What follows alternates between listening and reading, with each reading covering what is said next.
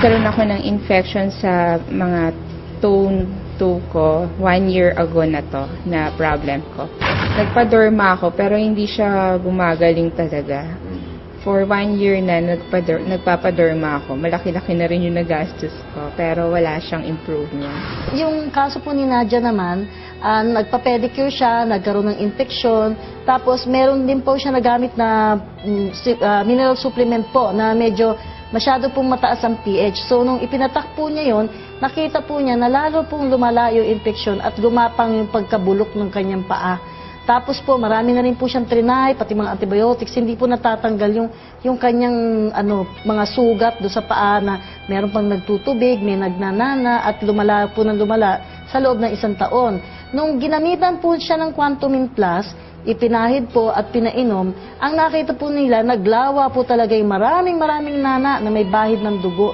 Yung lahat po na naipon doon sa kanyang paa na mga nana ng 1 taon, yung po ang inilabas po. At nung siya po ay drenessing po doon sa ibabaw, laking gulat po nila, kasi nakauka na po yun, laking gulat po nila nung tinanggal po yung mga nasa ibabaw po na bulok, talaga pong umalsan na yung kanyang laman at nag-repair po yung kanyang muscle doon sa paa. Kaya makikita niyo po kayo, magaling na yung kanyang paa, wala pong uka o scar dahilan po doon sa matagal niyang infeksyon. Dahil nga po, ang Quantumin Plus, may fulvic substance po na nagre-regenerate o nagre-repair po ng mga tissues, lalo na po yung mga nabubulok. How many consecutive days yun na nagpatak ako ng Quantumin. Tapos ngayon, awa ng Diyos, wala na siya. Siguro po mga 3 times a day, nagpapatak ako ng mga 3 to 5 drops do sa infected areas. After a while, tumubo na yung mga bagong skin. So, natabunan na yung flesh. Ang antibiotics po, malaki po siyang tulong kapag meron pong matinding infeksyon ng isang pasyente. Ngunit po, sa kadahilanan nga na marami na pong mga chemicals na naiimbak sa katawan natin, minsan po kahit po nagpaulit-ulit na po tayo ng antibiotics, hindi na po siya nakalab. Ang nangyayari po doon, nagkakaroon pa ng resistance.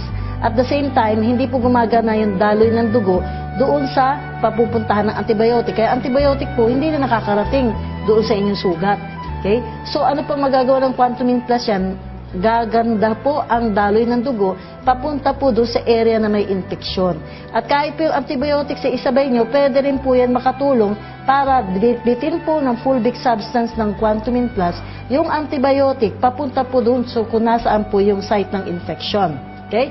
Hindi lang po maganda antibiotics kapag yan po ay paulit-ulit pong iniinom at wala pa pong prescription sa doktor. Tapos po pag paulit-ulit iniinom, 1, 2, 3 araw lang po nyo iinumin, lalo po nade-develop ang resistance, nasisira po yung good bacteria sa ating intestine. Kaya ngayon po, pagka kami gumagamit ng antibiotics, we make sure also na pagkatapos sa antibiotic treatment, bibigyan ng pasyente ng probiotics para patubuin ulit yung mga good bacteria sa bituka at ma-regain ng pasyente ang kanyang health at immune system.